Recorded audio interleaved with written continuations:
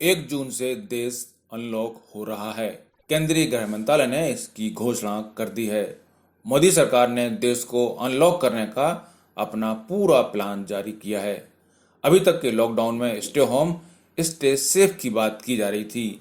अब घर से बाहर रहें, सावधानी के साथ रहें और सुरक्षित रहने पर जोर दिया गया है। केंद्रीय गृह मंत्री अमित शाह ने ट्वीट किया है, अनलॉक 1 में सभी देशवासियों को संयम के साथ गतिविधियों को चालू करना है, सावधानी के साथ कोरोना पर विजय प्राप्त करनी है और सबको मिलकर इस समस्या से बाहर निकलना है। शाह ने लिखा कि कोरोना के समय पहली बार देश में एक राष्ट्र, एक जन, एक मन के सूत्र को चरितार्थ होते देखा है। शाह ने लिखा कि प्रधानमंत्री नरेंद्र मोदी जी के प्रयासों ने कोरोना के समय भी पूरे देश को एक किया है। केंद्रीय गृह मंत्री ने लिखा है कि कई विकसित देशों की तुलना से भारत के आंकड़े बताते हैं कि मोदी जी के नेतृत्व में देश ने इस लड़ाई को बहुत अच्छे से लड़ा है। केंद्रीय गृह मंत्रालय की अनलॉक 1 की जो नई गाइडलाइंस जारी हुई हैं, उसमें अब सारे रेड, ऑरेंज और ग्रीन जोन खत्म कर दिए हैं। कोरोना संक्रमण को कंटेनमेंट जोन में लॉक करने और वहीं इसको खत्म करने का विस्तृत प्लान बनाया गया है। कंटेनमेंट जोन के बाहर चरणबद्ध तरीके से छूटें दी जा रही हैं, लेकिन फिलहाल कंटेनमेंट जोन में पूरी तरह से पाबंदी लागू रहेंगी।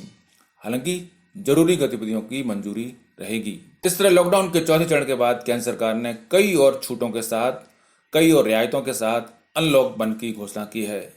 केंद्र की इस नई गाइडलाइंस में कई तरह की नई रियायतें दी गई हैं। इसमें जो सबसे बड़ी रियायत दी गई है वो ये कि अब पूरे देश में धार्मिक स्थलों को 8 जून से खोलने की अनुमति होगी। साथ ही राज्यों को भी अनलॉक 1 में कई तरह की नई छूटें दी गई हैं। इन्हीं छूटों का लाभ उठाते हुए कर्नाटक और पश्चिम बंगाल ने तो 1 जून से ही धार्मिक स्थलों को खोलने का प्लान बना लिया है।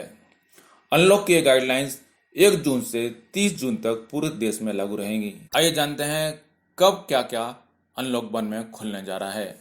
सबसे पहले ये जान लें कि कंटेनमेंट जोन के अंदर सब कुछ बंद रहेगा, लेकिन कंटेनमेंट जोन के बाहर चरणबद्ध तरीके से सब कुछ खोला जाएगा।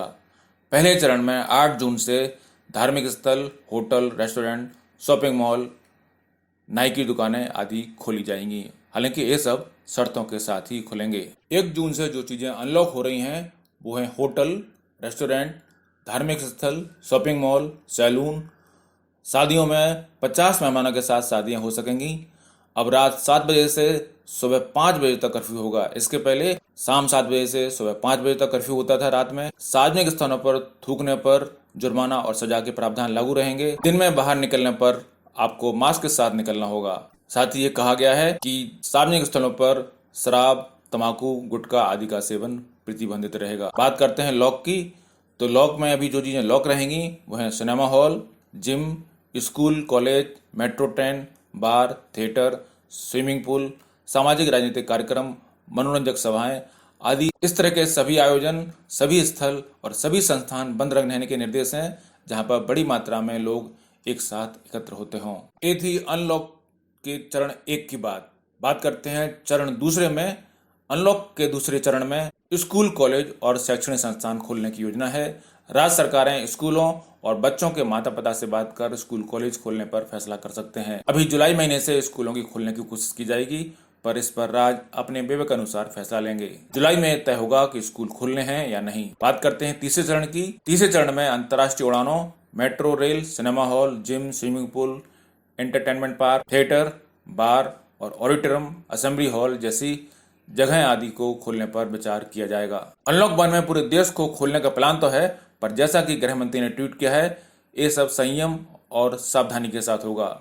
इस पर धीरे धीरे आगे बढ़ना है। केंद्रीय गृह मंत्रालय ने इस दिशा में भी सामान्य राष्ट्रीय दिशा निर्देश जारी किए हैं। आइए बताते हैं कि ये गाइडलाइंस क्या हैं। इन रियायतों के अनुसार 1 जून से 30 जून तक पूरे देश में नई रियायतों के साथ लॉकडाउन को बढ़ा दिया गया है। अगले 1 महीने के लिए कंटेनमेंट जोन के बाहर सभी तरह की गतिविधियां चरणबद्ध तरीके से खुलेंगी। यहाँ अगले 1 महीने से आशा है 1 जून के बाद से 30 जून तक। कंटेनमेंट जोन के बाहर आर्थिक गतिविधियों को छूट मिलेगी। एक राज्य से दूसरे राज्य में जाने के लिए अब किसी पास की जरूरत नहीं होगी।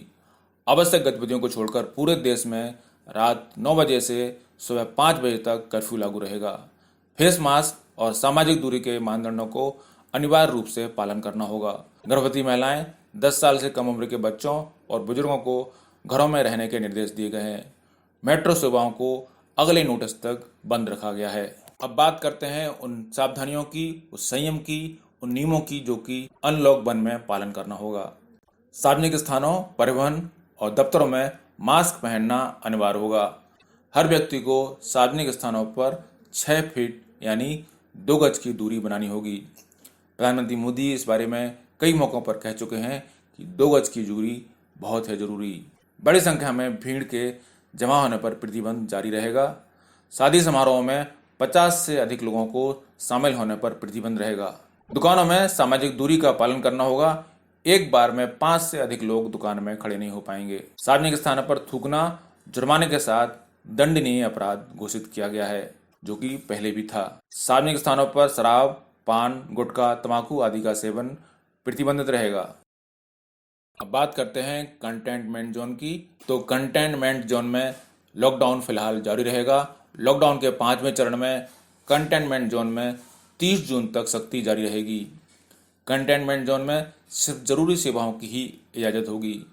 यहाँ लोगों की आवाजाही पर प्रतिबंध पहले की तरह ही जारी रहेगा। इस जोन में कॉन्टैक्ट ट्रेसिंग और घर घर जाकर जांच की जाएगी। राज्यों की तरफ से कंटेनमेंट जोन के बाहर बफर जोन बनाने की इजाज़त दी गई है। बफर जोन में जिला प्रशासन अपने अनुसार यहाँ पाबंदियाँ भी लगा सकते हैं। बफर जोन वो हैं जहाँ संक्रमण कंटेनमेंट जोन के बाहर आकर फैलने की संभावना रहती है, जबकि कंटेनमेंट जोन उन जोन को कहते हैं जहां पर अधिक मात्रा में संक्रमण के केस सामने आ रहे हैं। इस तरह लॉकडाउन 5 में राज्य सरकारों को फैसले लेने की अधिक शक्ति दी गई है। अब राज्य सरकारें तय करेंगी कैसे राज्यों में बसें और मेट्रो सेवाएं शुरू करनी है। नए दिशा निर्देशों में कहा गया है कि केंद्र सरकार ने प्रतिबंध हटा लिया है, लेकिन राज्य सरकार अपने स्तर पर पाबंदियां लगा सकती हैं और स्थिति के अनुसार सेवाएं शुरू कर सकती हैं। एक राज्य से दूसरे राज्य में जाने का प्रतिबंध पूरी तरह से हटा लिया गया है। राज्य में भी एक जिले से दूसरे जिले में आ जा सकेंगे, लेकिन सोशल डिस्टेंसिंग का पालन करना होगा। कहीं आने जाने से पहले किसी इजाज़त की जरूरत नहीं होगी।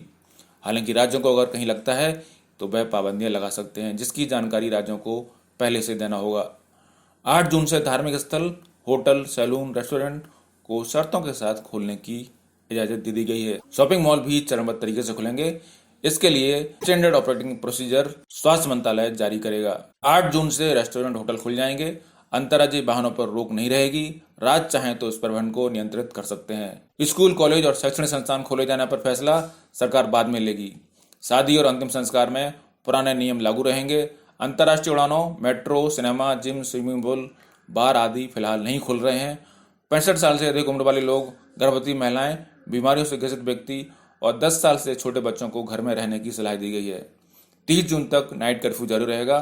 सामाजिक आयोजनों पर पाबंदी जारी रहेगी। रात को कर्फ्यू जारी तो रहेगा, लेकिन रात को जो जरूरी चीजें हैं उनके लिए कोई कर्फ्यू नहीं होगा। गाइडलाइंस में आरोग्य सेतु ऐप के प्रयोग पर भी तवज्जो दी गई है। कहा गया है कि आरोग्य सेतु ऐप की वजह से कोरोना के रिस्क के बारे में काफी कुछ पता चल जाता है।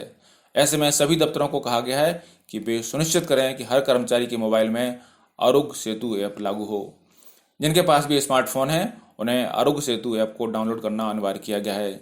जिला प्रशासन की ओर से भी लोगों से आरोग्य सेतु ऐप इंस्टॉल करने को कहा जा सकता है।